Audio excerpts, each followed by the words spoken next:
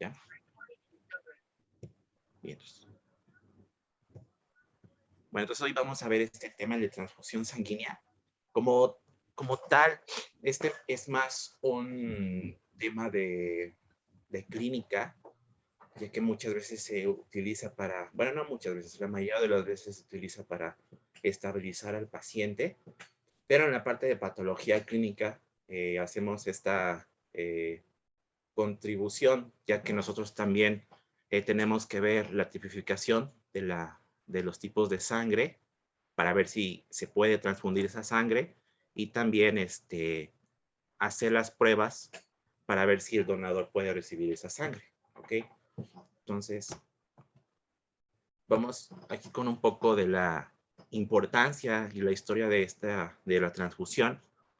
En el 1665, Richard Lower era un científico belga y él realizó la primera transfusión exitosa de animal a animal y la hizo en perros.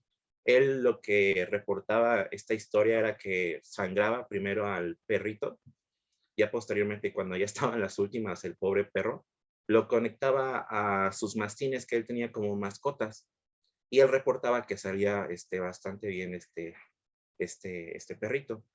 Pero el caso más famoso fue 2 años después, con Jean-Baptiste, que él realizó la primera transfusión de animal a humano y la realizó en un ciudadano, creo que era inglés, en el que más que transfundirlo porque el paciente se sentía mal, tenía que ver más con el carácter de la persona, ya que en ese tiempo, en esas épocas, estaba la corriente del vitalismo, en el que según la sangre nos daba características personales, valga la redundancia, de la persona.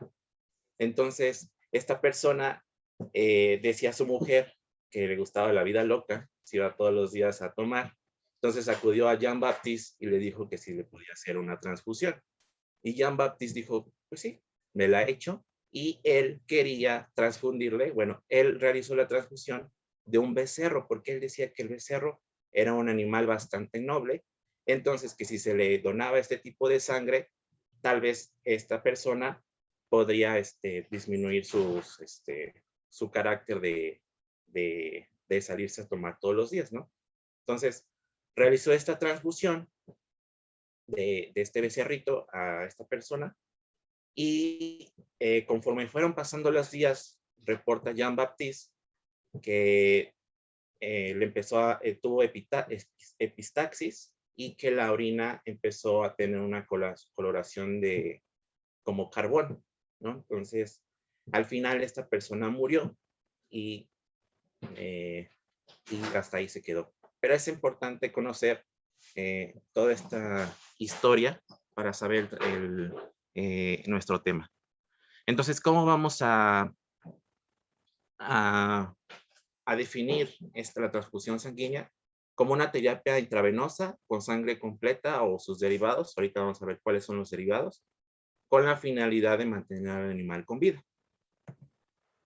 Hay eso Entonces, que decía Jorge del vitalismo, no es muy diferente con muchas cosas que la gente actualmente hace, ¿no? Digo, no sé si ustedes crean mucho en la astrología, pero para mí es algo parecido, ¿no? Y por ejemplo, la homeopatía, que también es algo que está muy discutido, ¿no? Y es a veces cae como en lo polémico, pero hay algunos tratamientos de la homeopatía que literalmente sus criterios son esos, ¿no? O sea, te los juro. Si tengo un problema del riñón y los frijolitos tienen forma de riñón, pues voy a hacer una homeopatía de riñón, perdón, de frijol, porque pues como se parecen y hacemos diluciones de frijol, pues se van a poner bien de los riñones. Se los juro que es así, ¿eh? Este, Digo, habrá algunos tratamientos como con base en herbolaria y cosas así que son diferentes, pero ya nada más era este, como que una aportación. sí, muchas gracias, Doc. Entonces,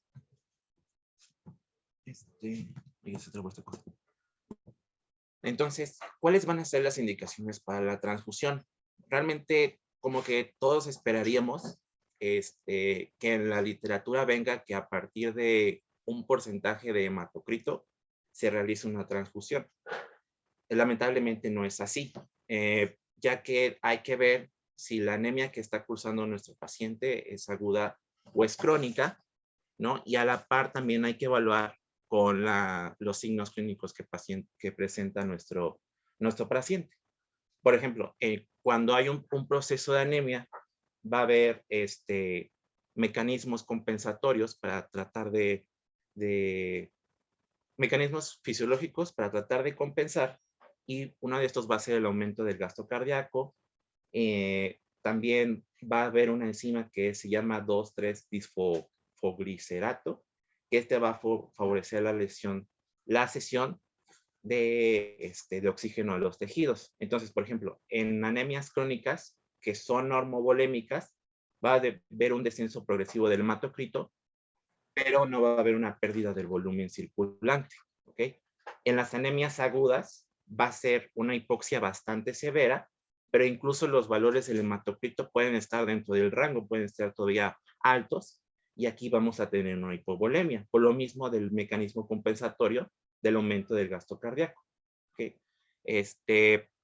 También puede ser indicada para alguna hemorragia, para hemólisis, cuando hay una disminución en la producción, ¿no? Previos procedimientos quirúrgicos, ya sea en una cirugía que es bastante invasiva o que nos va a llevar bastante horas, ahí también se pueden utilizar estos tipos de transfusiones. Cuando hay una trombocitopenia, una deficiencia en los factores de coagulación, ¿ok? Entonces aquí ya vemos que está indicada, que hay varios indicadores para una transfusión sanguínea, pero de estos indicadores, por ejemplo, en la anemia podemos transfundir eritrocitos, sangre completa, o un paquete de eritrocitos, ¿no? En trombocitopenia, a lo mejor factores de coagulación, factor de von Willebrand, fibrinógeno, igual que en la deficiencia de los factores de coagulación. Y todo esto va a estar, ¿cómo se puede decir? Va a estar en conjunto con la evaluación de signos clínicos, ¿no? Si hay taquicardia, si hay pulso débil, si hay mucosas pálidas, si hay letargia, si hay debilidad. Realmente, realmente esto va a estar como a criterio del estado del paciente. Entonces, porque yo me preguntaba, ¿no? O sea, ¿cómo nosotros, a partir de qué hematocrito se puede realizar una transfusión, ¿no? Entonces, realmente no hay un tipo de hematocrito. Realmente se tendría que asociar con los signos clínicos que presenta nuestro paciente. Si tienen alguna duda, chicos, a lo largo de la presentación, pueden levantar su mano o me pueden interrumpir en el momento que ustedes quieran. Entonces, aquí está lo de los derivados de la sangre, ¿no? Pues, por ejemplo, tenemos el producto que es sangre completa fresca, y esta la podemos utilizar, como ya les mencionaba, en hemorragia grave, en coagulación intravascular diseminada, cuando hay un shock hipovolémico, anemia hemolítica inmunomediada, trombocitopenia, y sus derivados. Podemos transfundir eritrocitos, leucocitos, plaquetas, factores de coagulación, proteínas plasmáticas. También va a estar solo glóbulos rojos, un concentrado de glóbulos rojos, y esta lo vamos a utilizar cuando haya anemias. ¿Y qué derivamos vamos a utilizar? Los eritrocitos. También está el plasma rico en plaquetas y el plasma fresco congelado, o el plasma fresco sin congelar. El plasma rico en plaquetas vamos a utilizarlo para trombocitopenia, y lo que estamos transfundiendo van a ser solamente plaquetas. En el plasma fresco congelado vamos a transfundirlo cuando hay deficiencia en los factores de coagulación, como las congénitas, enfermedad de von Willebrand o la hemofilia tipo A, la adquirida como la coagulación intramuscular diseminada o la intoxicación con warfarina. Y que vamos a transfundir factores de la coagulación, albúmina, proteínas plasmáticas. Okay. También encontré un artículo en el que decían que también con animales con pancreatitis, nosotros también podíamos transfundir albúmina, ya que esta iba a disminuir la acción de las proteasas. Entonces esto iba a disminuir la inflamación del páncreas. pero es apenas experimental, no hay, hay un reporte nada más, pero se necesitan más casos. Y en crioprecipitado vamos a utilizar, se va a utilizar para, igual como congénitas, la enfermedad de von Willebrand, la hemofilia tipo A, la adquirida como la coagulación intravascular diseminada y la intoxicación por warfarina. Por ejemplo, yo les tengo una pregunta. Aquí, ¿cuál sería la diferencia entre el crioprecipitado y un plasma rico en plaquetas, un plasma fresco congelado? Ya que se parecen mucho, ¿no? Igual el derivado va a ser en el crioprecipitado los factores de coagulación y el factor de von Willebrand. ¿Pero alguien tiene alguna idea de cuál podría ser diferente? ¿En qué difieren? Tiene que ver más con el método de preparación del producto, no tanto como para qué lo utilizamos. ¿No? ¿Alguien de crioprecipitado no les dice algo?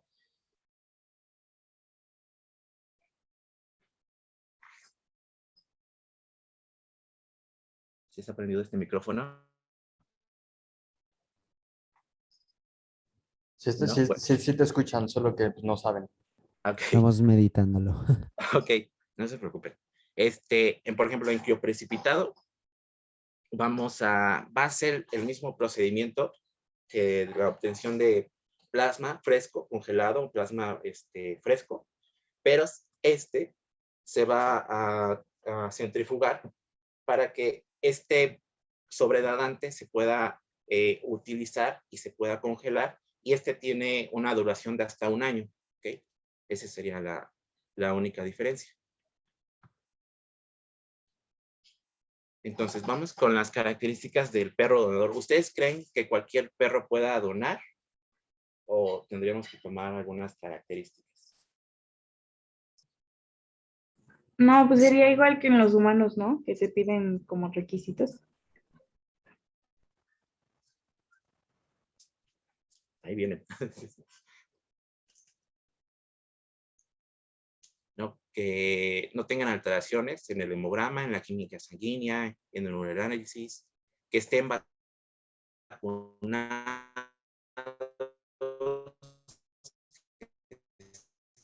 estén desparasitados, que no hayan sido transfundidos Trabaste un poquito. anteriormente. Ok, ¿en dónde se trabó? Y después en vacunados y desparasitados. Bueno, que estén vacunados, que estén desparasitados. Ok.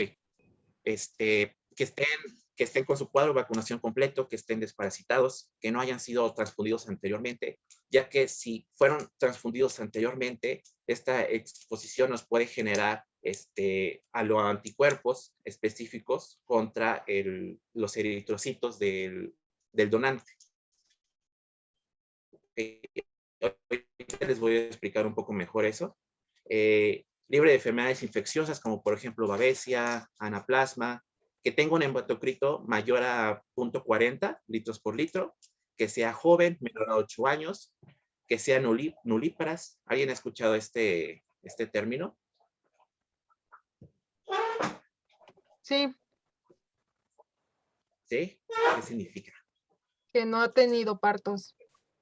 Ajá, que no haya tenido partos por lo mismo, ¿no? De que a lo mejor los cachorros de la hembra gestante pueden tener eritrocitos que no sean del mismo tipo que de mamá, ¿no? Entonces esto nos podría ocasionar que los eritrocitos de la hembra gestante ya sean, ¿cómo se puede decir? Tengan anticuerpos específicos contra otros eritrocitos, que tengan venas accesibles, porque, por ejemplo, no van a ser las mismas venas de un chihuahua a un San Bernardo, ¿no? Necesitamos que las hembras, que las venas sean bastante grandes, de un calibre bastante grande, y que se puedan ver. Que sea un temperamento dócil, que tenga talla grande y que tenga una buena condición corporal, ¿no? De 28 kilogramos. Una pregunta. ¿Sí? ¿El temperamento dócil es simplemente por el manejo? Sí, para tener un buen manejo del paciente, que sea bastante fácil de manejar. Ok, gracias. Jorge, en la parte bueno, ya no entendí de las nulíparas. ¿Tienen eritrocitos o anticuerpos? Es que me hice un poquito bolas. Sí, por ejemplo, la hembra puede ser de un tipo de sangre, por ejemplo, de tipo 1, pero a lo mejor los cachorros son de un tipo, de tipo 4, ¿no? Entonces, los eritrocitos de la hembra no van a reconocer los eritrocitos de los cachorros.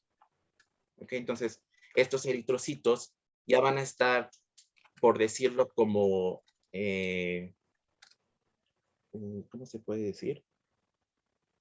Ya van a reconocer ese tipo de eritrocitos que tenían los cachorros, ¿no? Se llaman a reconocer los eritrocitos de tipo 4. Ajá, entonces, cuando nosotros realizamos esa transfusión, a lo mejor la hembra, a lo mejor el donado, el receptor, es de eritrocitos de tipo 4. Entonces, ya esos eritrocitos del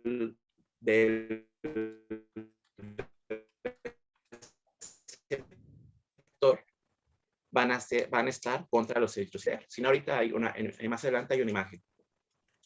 A ver, mira, es que de repente se te cortaba un poco. Es tan fácil. Los perros tienen Eso pasa en muchas especies, ¿no? ¿Has escuchado hablar de la isoeritrólisis neonatal equina? Eso pasa Sí, muy común. Bueno, lo que sucede es que el potro tiene un tipo de sangre, la madre tiene un tipo de sangre diferente, ¿no?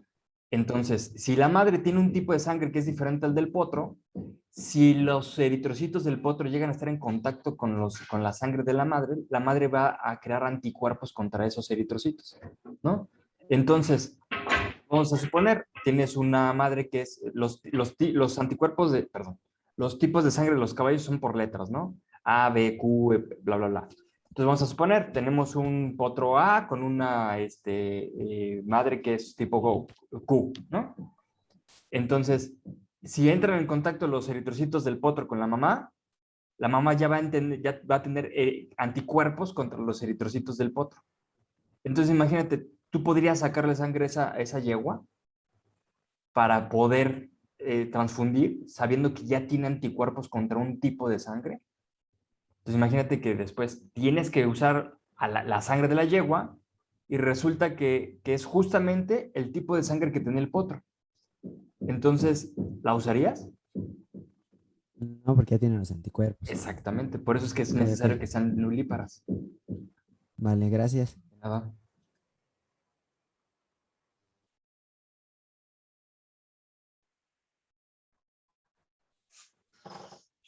Eh,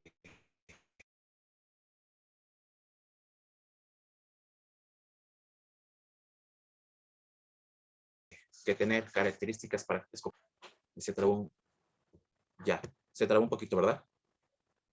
Sí, Bueno, un poco. Sí, sí. casi perdón, déjenme, me voy a cambiar de lugar porque creo que no está llegando bien el internet a donde estoy. Denme tantito chance, ¿sí?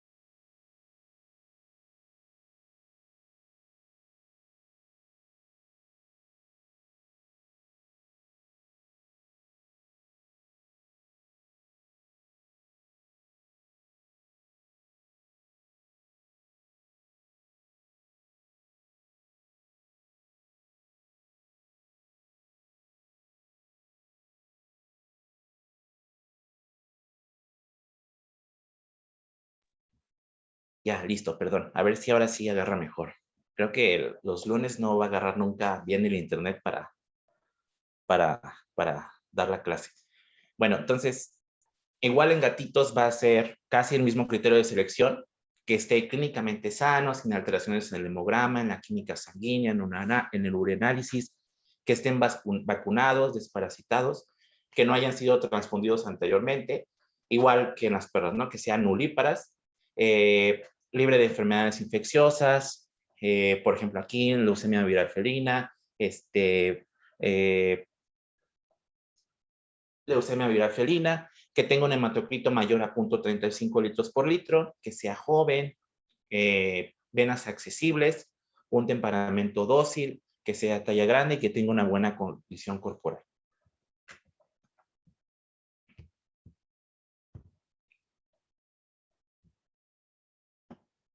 Entonces, los grupos sanguíneos en perros. Entonces, aquí es lo que les quería explicar un poco mejor, lo de que no sean transfundidos antes o lo de que sean nulíparas.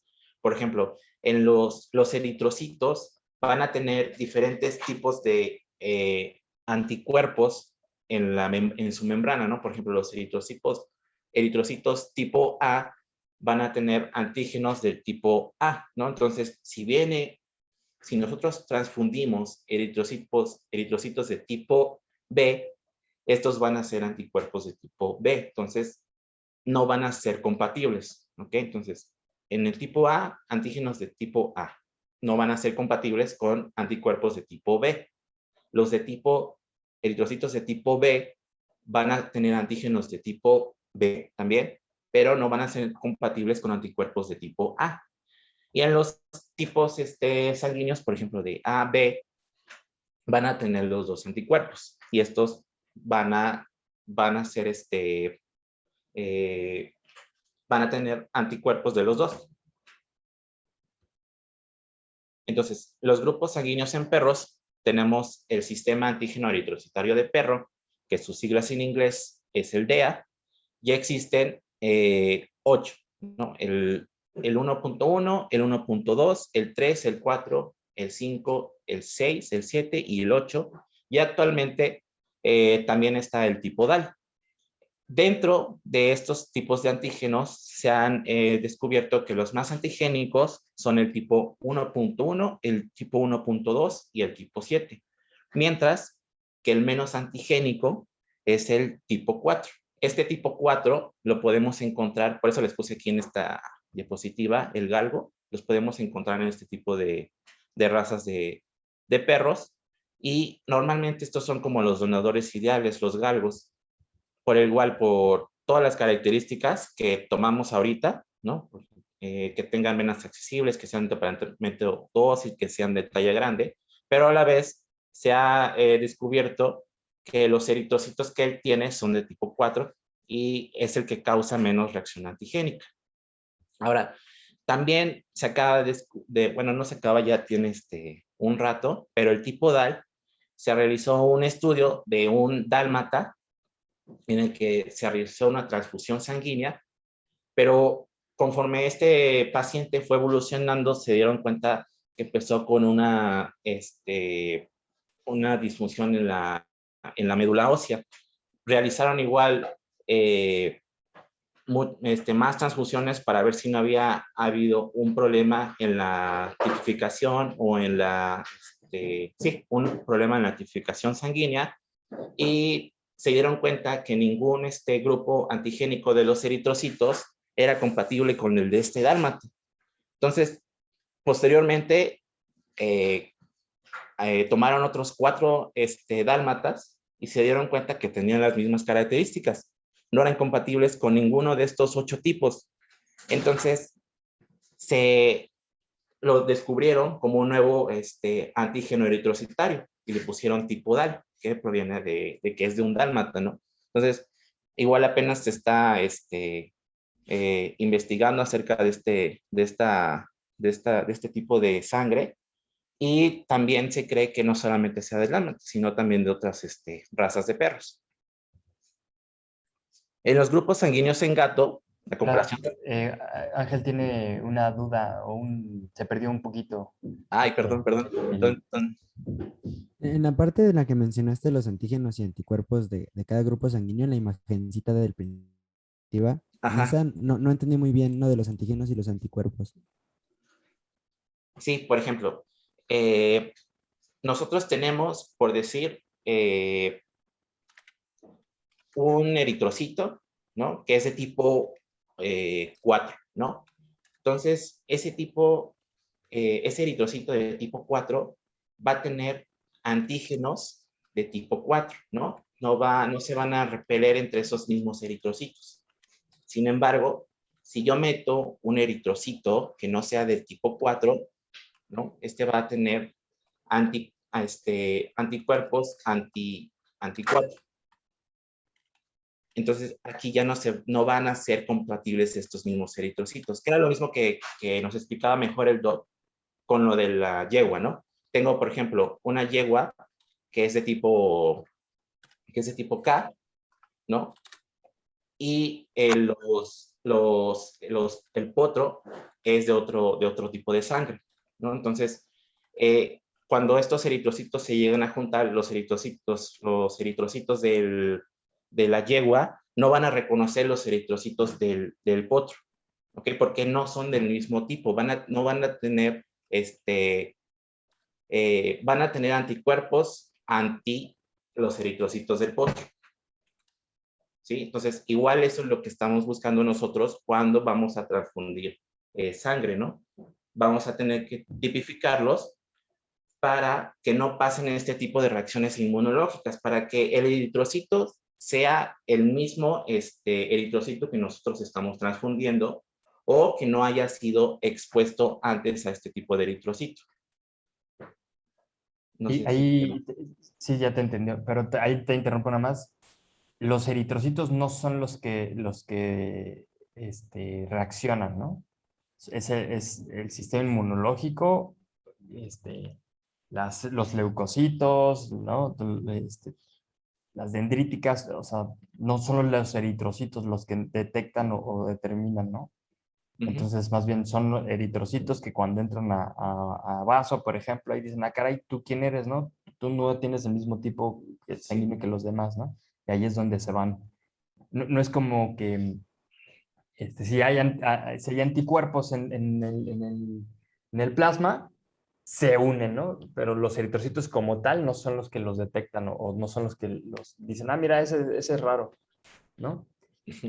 Y hay algunos animales que pueden tener los anticuerpos después de una transfusión, por ejemplo, pero también hay algunos pacientes que pueden tener anticuerpos naturales. Por eso es importante lo que dice Jorge, ¿no?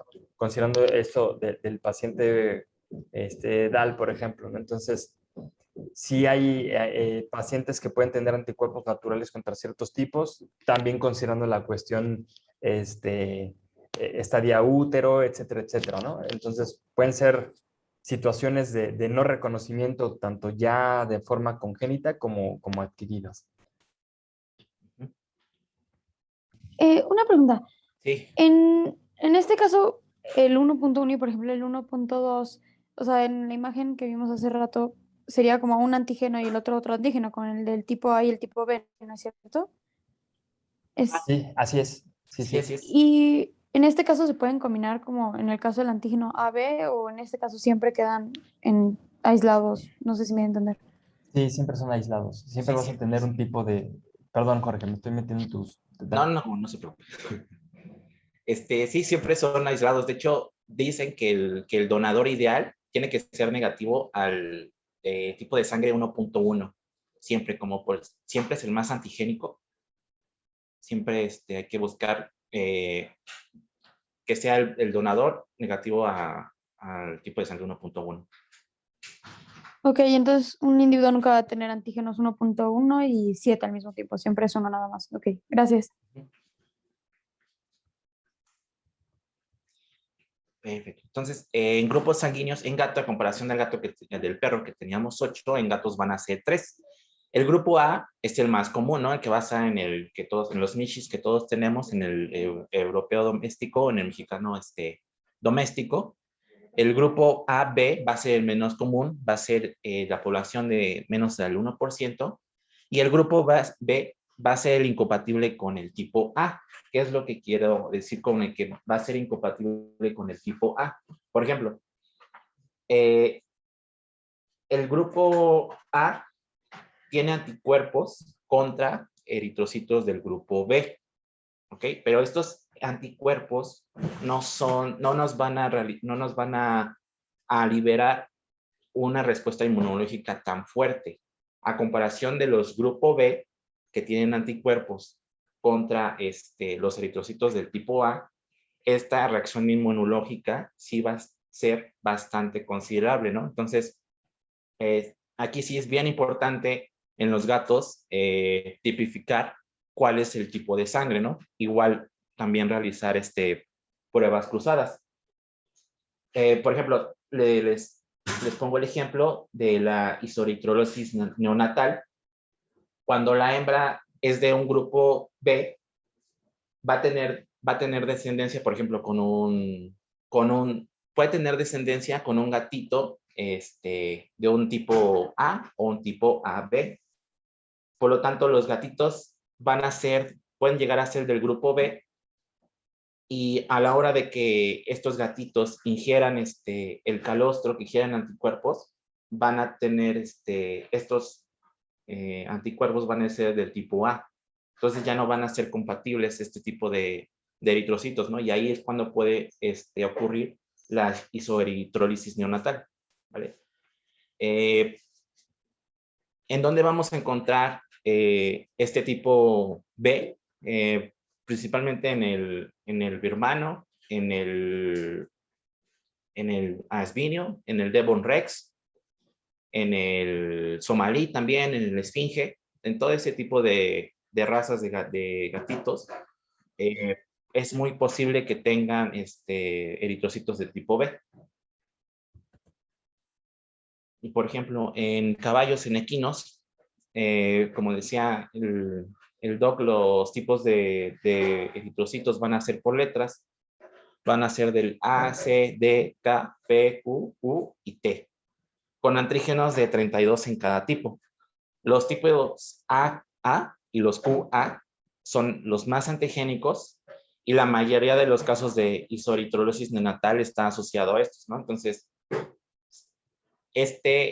tipo de, fíjense cuántas combinaciones nosotros tendríamos a partir de los antígenos con los tipos de sangre, ¿no? Entonces, hay caballos, sí es bien importante realizar la tipificación o la prueba cruzada antes de transfundir sangre. ¿Y qué características necesitamos para el donador? Igual que sea dócil, que sea joven, que sea macho, que sea negativo a anemia infecciosa equina o babesia, cualquier especie de babesia, ¿no? Y que no sean, que sean negativos al antígeno tipo AA o QA. Perdón, doctor, no entendí eso de 32 antígenos en cada tipo. ¿Quiere decir que hay 32 diferentes tipos de A y de C y de D y así? Sí, sí, sí, sí. Por ejemplo, va a haber tipo AA, tipo AB, AC, ¿no? Estos tipos de sangre se van a dividir en 32 antígenos más, ¿no? Entonces vamos a tener mayores tipos de sangre en los caballos, ¿ok? Va a haber muchas combinaciones para este tipo de sangre. Ajá, ¿Y son compatibles entre ellos? sí, pueden llegar a ser compatibles con ellos, pero sí hay que tomar en cuenta que los del tipo AA y el del QA son más antigénicos. Entonces hay que tener más cuidado a la hora de transfundir. ¿Okay? Igual hay que tener en cuenta que también el paciente no haya sido transfundido anteriormente, ¿no? Para igual no tener anticuerpos anti el tipo de sangre que tenga el donador. Uh-huh.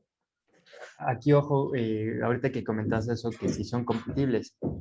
Son compatibles siempre y cuando no existan anticuerpos, ¿no?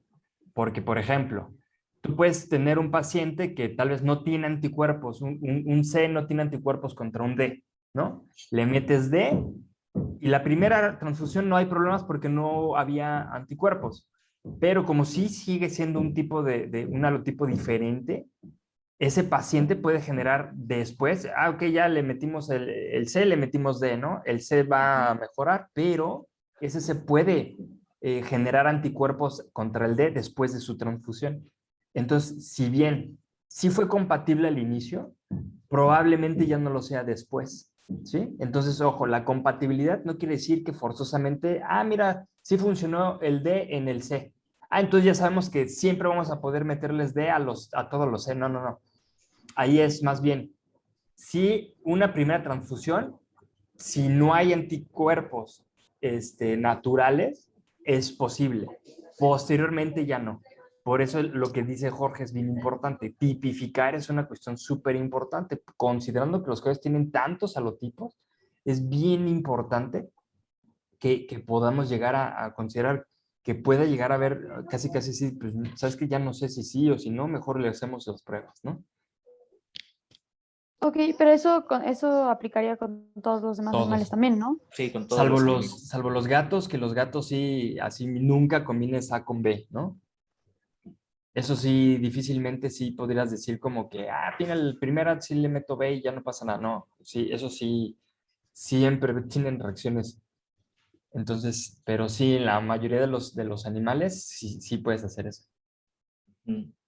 De hecho, también había leído que se puede prescindir de realizar pruebas cruzadas en perros, mientras obviamente no sea, se haya transfundido antes, ¿no?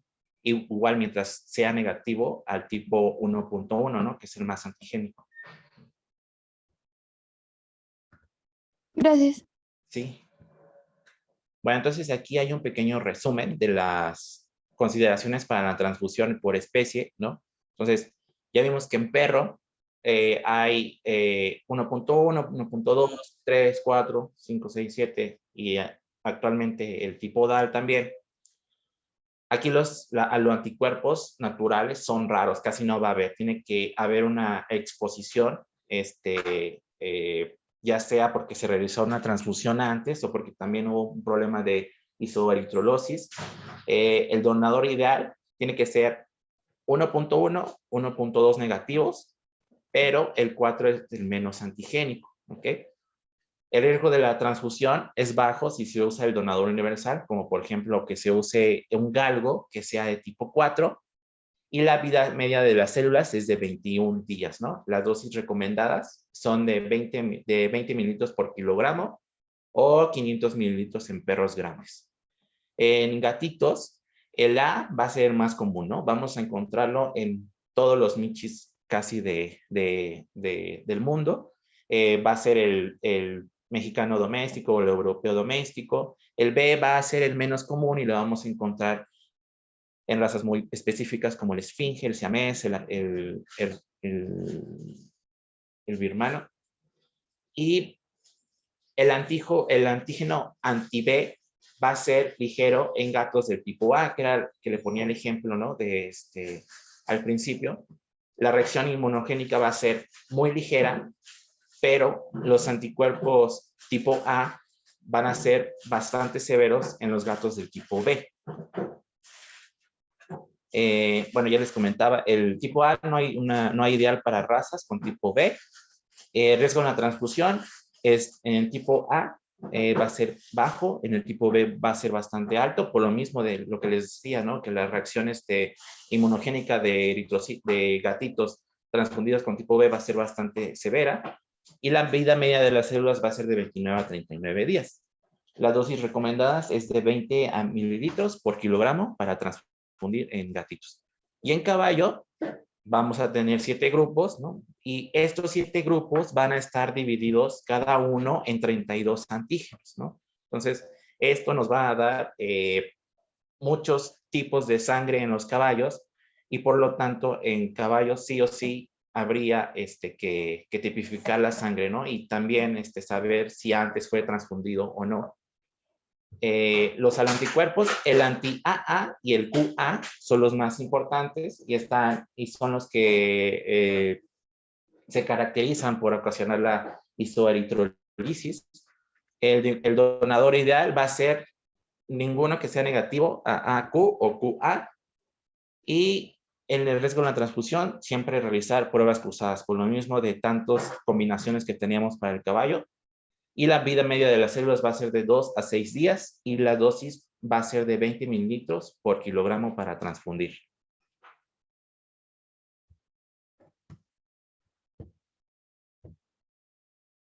Entonces, les voy a explicar cómo se van a realizar estas pruebas cruzadas de compatibilidad.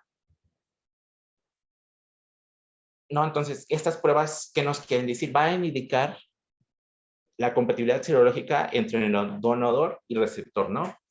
Principalmente, si en el plasma no hay anticuerpos específicos contra el eritrocito, ¿no? Por ejemplo, si el perro, que es eritrocito tipo 1.1, en el plasma no hay anticuerpos 1.1, ¿no?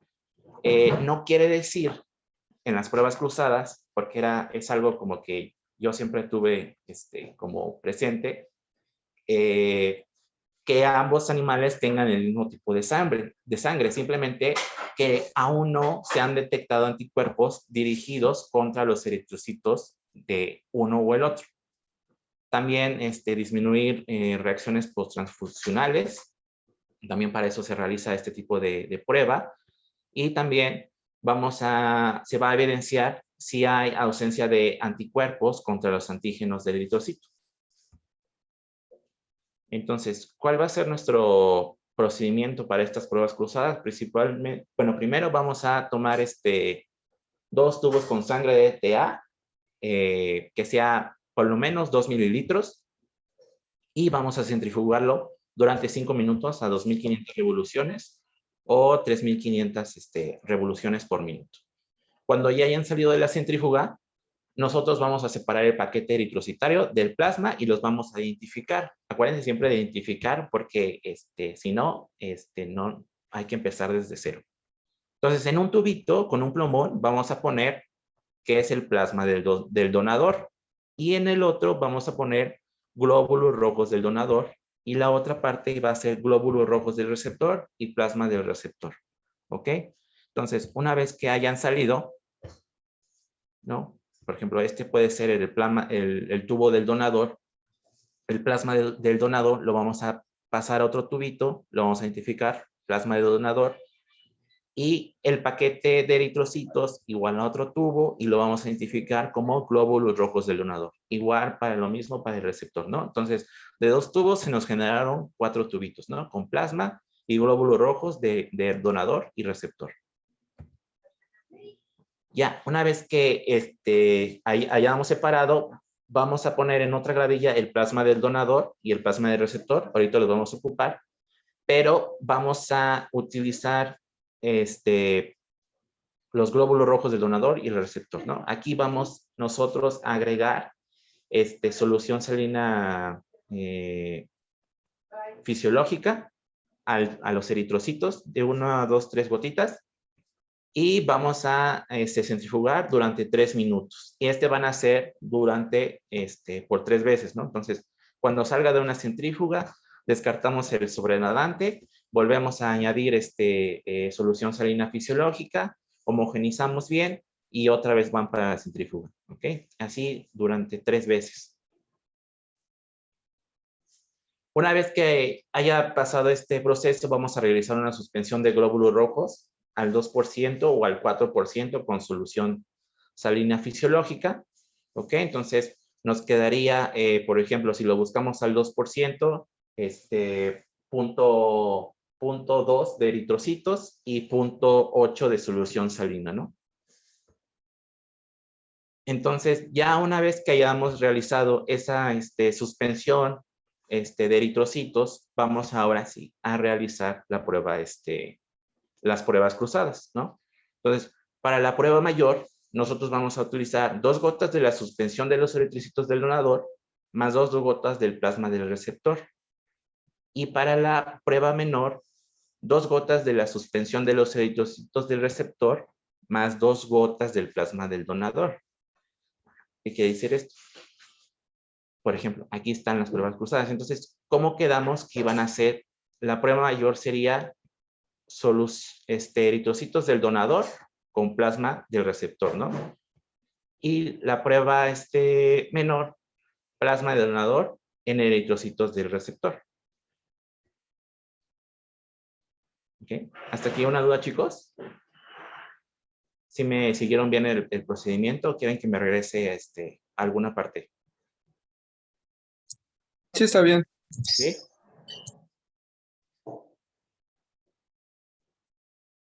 No, posteriormente vamos a incubar estos dos tubos de la prueba menor y de la prueba mayor en baño María o a temperatura ambiente durante 30 minutos. Y una vez que hayan salido de esa incubación, vamos a realizar la evaluación macroscópica. Vamos a centrifugar la muestra por 1 minuto y vamos a evaluar la presencia de hemólisis, ¿no? Entonces, aquí nosotros vamos a reportarla como 1 cruz, 2 cruces, 3 cruces, ¿ok? Con tan solo que tenga una cruz, esto nos va a indicar incompatibilidad, ¿ok? Mientras que la otra también podemos homogenizarla y vamos a evaluar la presencia de aglutinación macroscópica, ¿no? Que sería como esta imagen que vemos de este lado. Cuando se ve esta masa de eritrocitos, esta va a ser una aglutinación positiva. Entonces, esto también nos va a indicar incompatibilidad. Esa sangre no se puede transfundir. En la evaluación microscópica, vamos a colocar una gota sobre una laminilla y vamos a evaluar la presencia de aglutinación, ¿no? Entonces, por ejemplo, de este lado, en la izquierda, tenemos aglutinación y de su lado derecho vemos rouleau, ¿no? Entonces, hay que saber, no hay que confundirlas. Y si hay aglutinación, hay que, esa sangre no se puede transfundir, nos muestra incompatibilidad. Entonces, ¿cuánto vamos a extraer y cuánto vamos a administrar, ¿no? Una vez que ya hayamos realizado la prueba cruzada y de que sabemos que el paciente sí puede tomar esa sangre, vamos a extraer 20 mililitros por kilogramo cada 15 días de nuestro donador y vamos a administrar de 2 mililitros de sangre por kilogramo. No, perdón, 2 mililitros de sangre por kilogramo nos van a elevar el hematocrito a 1%. Y la velocidad de administración va a ser de 10 a 20 miligramos por kilogramo por hora. Y es recomendable que nosotros no subamos el hematocrito más de 10 unidades. Entonces, vamos a saber cómo vamos a realizar la fórmula para saber cuánto vamos a transfundir. Va a ser el hematocrito deseado de nuestro paciente, ya sea perro, gato, caballo, menos el hematocrito del receptor. Todo esto entre el hematocrito del donador por el peso del receptor y esta constante. Nada más que aquí sí tengo una duda, Doc. Por ejemplo, encontré en diversas literaturas que ponían muchos, por ejemplo, en perro eran 80, en gato era 70, o que en perro era 40 Sí. y en gato era 35. Y cambia. Yo uso ese que pusiste. Yo uso el de perro 90, gato 70, pero sí varían. Entonces, porque pues, no hay una cuestión absoluta, ¿no? Okay. Entonces, muchas veces los consideran teniendo en cuenta estado hídrico, otras veces nada más según volumen sanguíneo. Entonces, realmente sí, pueden usar la que sea, siempre y cuando esté bien sustentada, pero yo uso la que tú pusiste. La de 90-70. Sí, ahí nada más te puse ahí porque acuérdate que el hematocrito tenemos que dejar de decirlo en porcentajes, es 0.01 litro por litro. Ah, sí. 0.01. Ok. Entonces, esta va a ser la fórmula que vamos a utilizar para saber cuánta sangre necesita nuestro paciente para poder transfundir. Entonces, hematocrito deseado, ¿qué hematocrito es el paciente que nosotros necesitamos? Menos el hematocrito del receptor, entre el hematocrito del donador de ese momento, por el peso del receptor, por estos valores de 90 y 70. ¿Okay? Entonces, nosotros, ¿qué reacciones post-transfusionales podemos tener? Las vamos a dividir en inmunológicas y no inmunológicas. Inmunológicas van a haber urticaria, hemólisis, fiebre, hemólisis inmediata, retardada como hemoglobinemia, hemoglobinuria, hiperbilirrubinemia. Y las no inmunológicas, vamos a tener fiebre, vómito, tos, disnea, intoxicación, temores y arritmias cardíacas. Rízale tantito, Jorge. Aquí nos dice, no se recomienda subir el hematocrito más de 10 unidades. Es si usas porcentaje. Ojo, porque si Ya. si usamos el sistema internacional que es litro por litro, no puede subir más de 0.1, ¿de acuerdo? Ok. Entonces, ahí, para que lo anoten todos en su cuaderno. 10 unidades, esto, solo si es el sistema, el sistema el convencional, ¿no? El convencional. Si fuera el sistema internacional que es litro por litro, tenemos que considerar que no suba más de 0.1 litros por litro, ¿sí? Ok. Va, sale, ya. Y ya, sería todo. No sé si tengan alguna duda, chicos, con esto. Yo tengo duda en esta presentación. Ajá. Esto es en caso de que el donador haya sido es incompatible, ¿verdad? Con el receptor. Todo esto va a presentar. Sí. Sí. Sí, que haya sido incompatible, ¿no? Que tenga anticuerpos específicos contra los eritrocitos que se administraron, ¿no? Que este caso sería el del receptor. Si esperamos este tipo de reacciones, ¿no? Por ejemplo, si se acuerdan cuando estábamos viendo lo de la historia, ¿no? Que este señor Jean-Baptiste puso sangre de un becerro a una persona, ¿no? Y esta persona reporta que tuvo epistaxis y que empezó a orinar de un color como el carbón, ¿no? Entonces, lo que él tuvo fue una reacción post-transfusional, ¿no? Tuvo una hemólisis, ¿ok? Tuvo una hemoglobinuria. Ah, ok. En el caso de que sí sean compatibles, no va a presentar ningún signo o síntoma el paciente. En caso de que haya, pues podría, bueno, no necesariamente. Sí te piden que que estés monitoreando al paciente una vez que haya realizado la transfusión, por lo menos 24 horas, y que cada hora estés midiendo hematocrito, igual por lo mismo de si hay una reacción, ¿no? Pero no necesariamente tendría que haber una reacción si sí hubo una compatibilidad.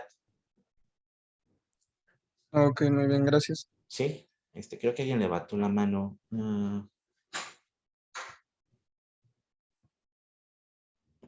Sí, la levantó y la bajó. Sí, yo no sé quién fue. ¿Carlos? Creo que no sé si ve el nombre de Carlos. Bueno, si la bajó es porque ya no tiene duda.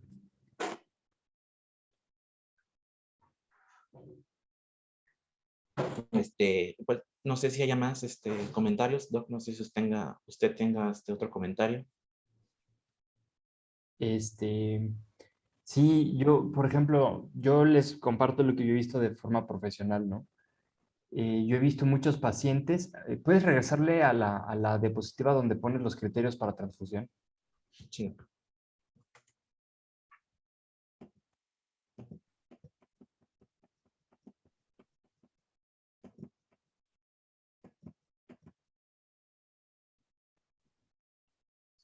No, los criterios para que un paciente sea transfundido.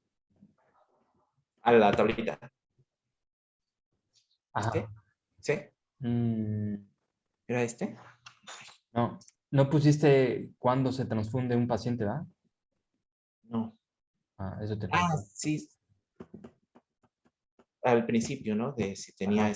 Sí, aquí. Ah, ahí está, ese, sí. Miren, una cuestión bien importante, por ejemplo, ¿no? a estas indicaciones para la transfusión hay que seguirlas al pie de la letra, porque muchas veces pueden llegar a ocurrir cosas que no son adecuadas. Entonces, por ejemplo, si no tenemos criterios para que el paciente reciba sangre, no le metan sangre, ¿sí? Una anemia tiene que ser, aquí nos faltó que la anemia tiene que ser severa o muy severa, ¿sí? Si el paciente tiene una anemia el paciente tiene un valor de referencia de 0.37 a 0.55 y el paciente tiene 0.30, déjenlo en paz, no se le hace nada. Porque en serio, de repente hay gente que, 0.30, quiero llevarlo a 0.50, no, lo vas a matar. Si nosotros metemos sangre en un paciente que no la necesita, podemos llevar a problemas en la hemodinamia, ¿sí? Podemos llevar lo que se llama sobrecarga de volumen. ¿Qué es la sobrecarga de volumen?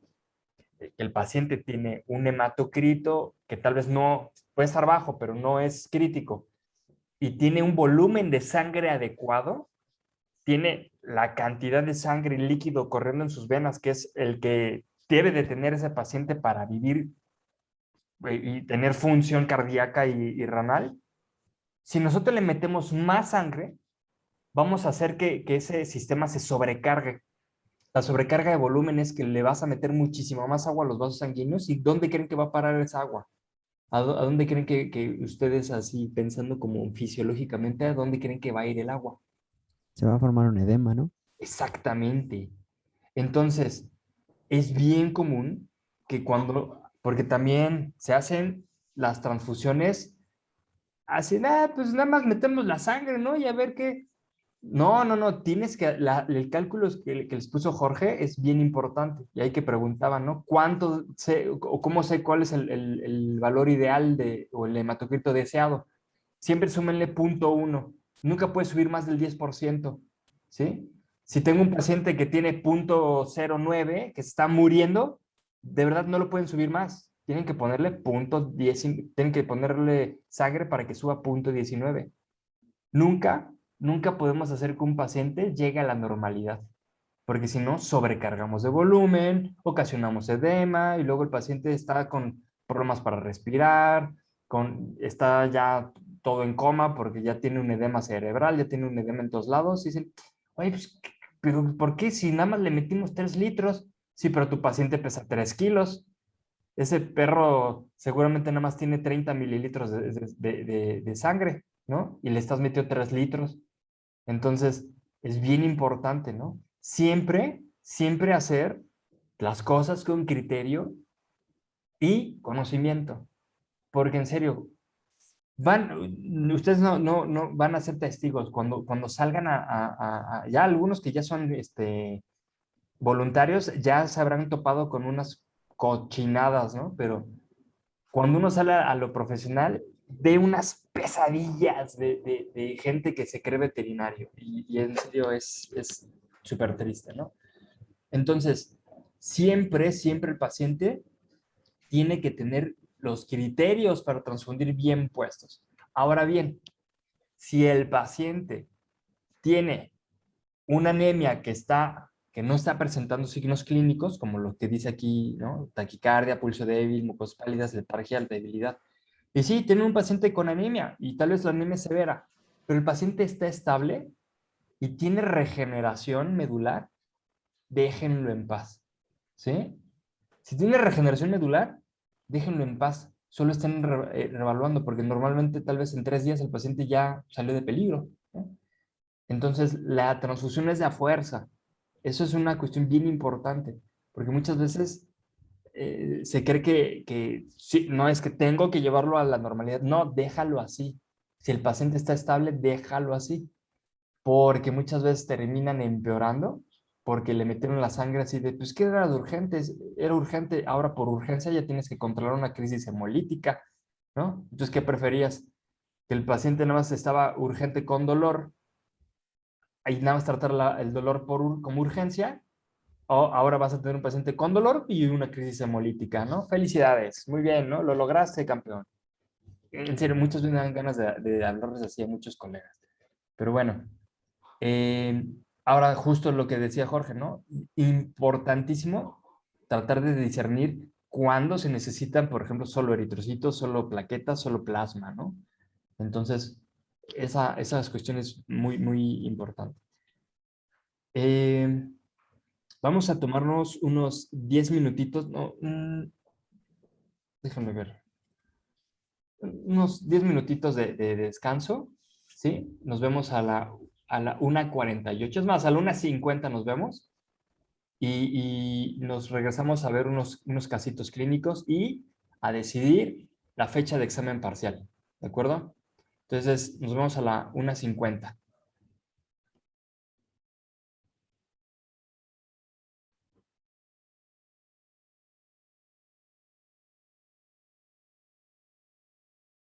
Sí, vamos a resolver la tabla también. Gracias por recordarme, Ángel.